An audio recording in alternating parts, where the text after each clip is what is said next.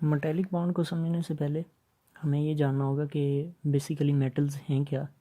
जैसा कि हम जानते हैं कि मैटर जो है, प्योर मैटर, उसे हम सब्सटेंस बोलते हैं।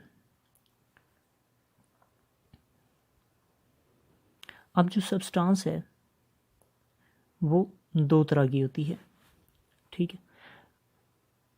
यानी कि बेसिकली सब्सटेंस जो है एटम्स से ही मिलकर बनती है, लेकिन हम चूंकि पढ़ रहे हैं मेटल्स का, तो हमें सबसे पहले ये पता होना चाहिए कि मेटल्स के एटम और नॉन मेटल्स के एटम्स में फ़र्क क्या होता है।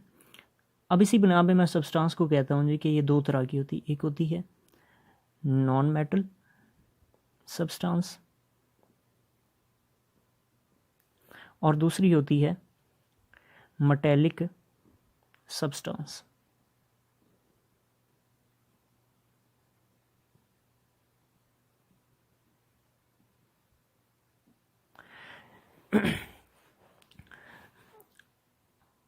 अब सब्सटेंस दो तरह की है, नॉन मेटल और मेटल की फॉर्म में। अब जो मेटेलिक फॉर्म है और नॉन मेटेलिक फॉर्म में बेसिकली डिफरेंस क्या है। नॉन मेटेलिक फॉर्म में डिफरेंस ये है कि नॉन मेटल्स का जो एटॉमिक साइज है, एटॉमिक साइज ये स्मॉल होता है, यानी कि बहुत कम होता है, जबकि मेटेलिक सब्सटेंस का जो एटॉमिक साइज है वो बहुत ज़्यादा होता है। एटॉमिक साइज लार्ज होता है। तो बेसिकली ये वजह है कि मेटल से नॉन मेटल से डिफरेंट किस तरह। एक तो ये कि एटॉमिक साइज लार्ज होता है। अब इस एटॉमिक साइज लार्ज होने से बेसिकली स्ट्रक्चर पे क्या फ़र्क पड़ता है कि मेटल्स के जो एटम हैं उनमें नंबर ऑफ शेल्स का क्या हो जाता है, नंबर ऑफ शेल्स बढ़ जाते हैं, यानी कि नंबर ऑफ शेल्स बढ़ जाएंगे। जब नंबर ऑफ शेल्स बढ़ेंगे तो इसका मतलब ये है कि इनके पास नंबर ऑफ इलेक्ट्रॉन्स भी क्या होंगे, ज़्यादा होंगे। नंबर ऑफ इलेक्ट्रॉन्स भी ज़्यादा होंगे। जब नंबर ऑफ इलेक्ट्रॉन्स ज़्यादा हैं, अब हमें पता है कि बेसिकली एटम जो है वो दो तरह की चीज़ों से मिलके बना हुआ है। एक तो ये है कि उसके पास न्यूक्लियस मौजूद है,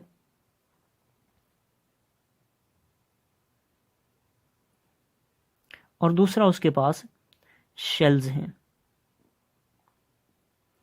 अब न्यूक्लियस की जो फोर्स होती है, फोर्स ऑफ अट्रैक्शन, वो होती है शेल्स के ऊपर।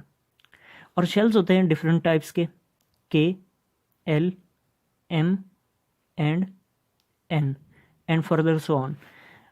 अब ये फ़र्ज़ करें कि एक कोई भी मेटल का एटम है जिसके सेंटर में न्यूक्लियस है, पॉजिटिवली चार्ज, और साइड पे आ जाता है पहला शेल, उसके बाद आ जाता है दूसरा शेल, दूसरे के बाद आता है तीसरा शेल, इसके बाद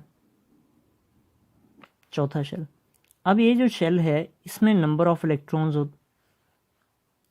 इसमें भी नंबर ऑफ इलेक्ट्रॉन्स हैं, इसके अंदर भी इलेक्ट्रॉन्स है, इसके अंदर भी इलेक्ट्रॉन्स है। बेसिकली ये जो पहला शेल है इसे हम बोलते हैं के शेल, ये है एल शेल, ये है एम शेल और ये है एन शेल। तो इससे हमें ये पता चला कि एटम का, मेटल्स का जो एटम होता है उसके गिर्द नंबर ऑफ शेल्स चूँकि ज़्यादा होते हैं, तो नंबर ऑफ शेल्स ज़्यादा होने की वजह से इसके इलेक्ट्रॉन्स भी ज़्यादा हैं। अब न्यूक्लियस जो है ये इसका वैलेंस शेल है जिसमें इसके वैलेंस इलेक्ट्रॉन्स मौजूद है। अब न्यूक्लियस और वैलेंस शेल के दरमियान तीन और शेल्स हैं, यानी कि न्यूक्लियस की अगर फोर्स जनरेट होती है तो के शेल के ऊपर सबसे ज़्यादा, उससे कम एल शेल के ऊपर, उससे कम एम शेल के ऊपर, और सबसे कम एन शेल के ऊपर, यानी कि वैलेंस शेल के ऊपर। तो वैलेंस शेल के ऊपर जब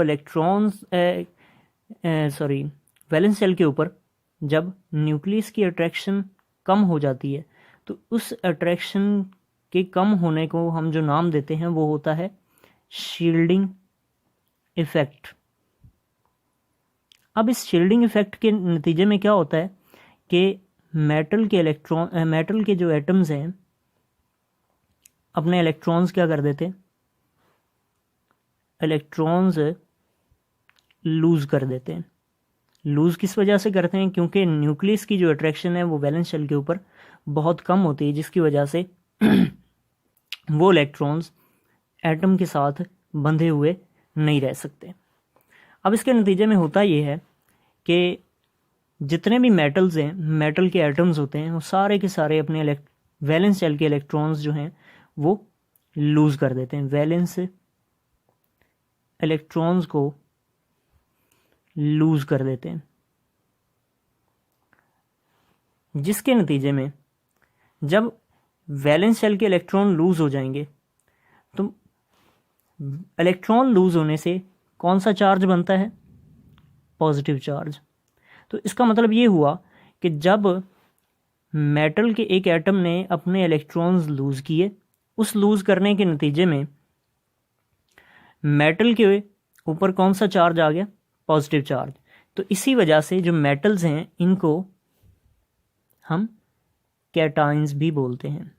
मेटल्स जो हैं बेसिकली इनको हम कैटाइंस भी बोलते हैं। Cations means positively charge.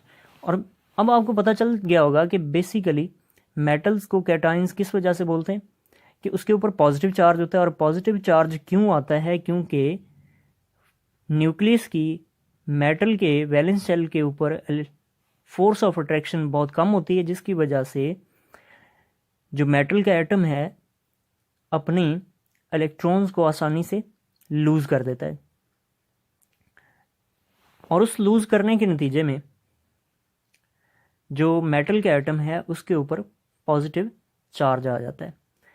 तो ये बेसिकली एक मेटल का स्ट्रक्चर था जिसको समझना ज़रूरी था। आगे चल के हम डिस्कस करते हैं मेटेलिक बॉन्ड को, कि मेटेलिक बॉन्ड क्या चीज़ है।